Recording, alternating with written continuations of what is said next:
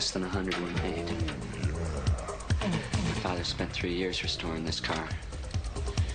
It is his love, it is his passion, it is his fault he didn't lock the garage.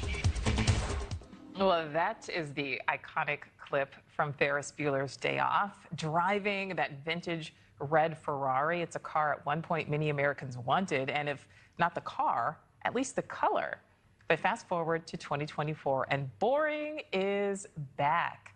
Grayscale vehicle colors are now dominating the car sales market, accounting for 80% of new cars purchased. So what does that mean? It means most consumers are now buying black, white, silver, and gray cars. They are staying away from bright colors, and it's not because they love the look. It's actually because they believe it's the safest choice when it comes to reselling or trading in their vehicles. Earlier this week, I spoke with Lauren Fix, the car coach and automotive expert, about this current color trend. Lauren, so great to see you. I don't know that it's so great to see these colors. Are consumers really this concerned about resale value? Absolutely. When you're thinking about the cost of a car, the high insurance rates, higher insurance costs, which we've talked about in the past, the one thing you want to think about is if I'm going to invest in a car and it's going to be my transportation, I need to think about reselling it. So that black, the white, the silver, the gray, the neutral colors, not all of them are boring, but they're staying away from the metallics also. When you think about cars of maybe the 80s, 90s, and 2000s where they were bright green or bright yellow or lime colored, some weird colors out there over the years. Those are really hard to resell. And when you go to trade them in, the dealer is going to look at you and say, I don't know if I can resell this. And so it's going to hurt you on the resale. So that's why you go with something very neutral that the dealer knows they can resell to literally anyone. Because I always say you are what you drive. And if you drive a car that's boring, maybe you are, but some people like that. And others like me, I like to drive bright colors. Yeah, I remember I worked with a girl who had a bright yellow Mustang, and you always knew when Joanna was coming. But just you mentioned the 80s and the 90s there. How has consumer color changed over the years? Because that bright yellow Mustang was maybe in like the early 2000s. It wasn't that long ago. I mean, I guess 20 years. Yeah, well, that color was probably what they call SBY, school bus yellow.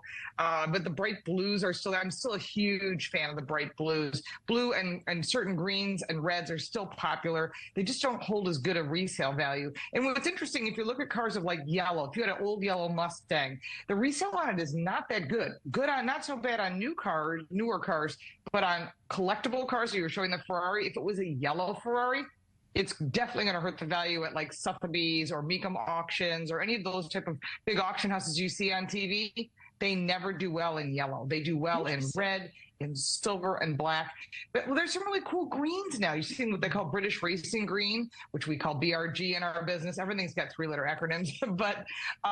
But British Racing Green is a beautiful, rich green color. You're starting to see a lot of those come out too, but less and less unique colors, a lot of shades of gray, shall we say. Yeah, and I wonder, if people take into account what I do, which is also how likely is it to hide the dirt, so I maybe don't have to have it washed as often. Lauren, to talk about why some bold scale colors actually do hold better value, because you were kind of mentioning it there, like a yellow Ferrari isn't going to do it, but there are some bold colors that you can still resell and get your money's worth, right? Absolutely. Reds and bright blues always do well. If you've got a red Mustang, a red Toyota Corolla, a red Genesis G70, it's going to sell well because it's going to have really nice color. It's going to pop. They're bright. Remember that when you go to those heavy metallic colors or those flat colors, a lot of manufacturers are now offering the colors that don't have a shine to them. Those I caution people because they do require you to use a special cleaner. So if you're buying a new car and you think, wow, that looks amazing in flat white, note that you'll probably have to have it paint coated. In other words, it's a coating that goes over the paint, because if you just polish a little bit of a bee dropping or a bird dropping, it will now be a shiny spot, and that will definitely impact the resale. So keep that in mind, that the flat colors look cool, but if you're leasing it, fine. If you're going to buy it, I would stay away. So do you think we're going to see color choices that people opt for change as we move forward? I mean, because again, 80s and 90s, people did go for the bright colors. It was the thing to do. Now it's, neutrals and grays. Do you think we're going to kind of see it cycle back again?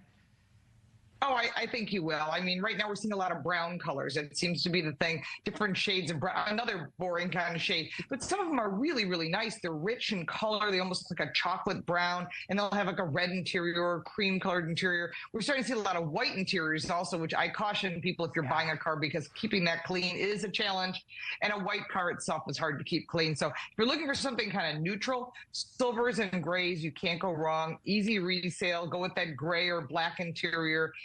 Go with the lighter color interiors, especially if you've got children and animals.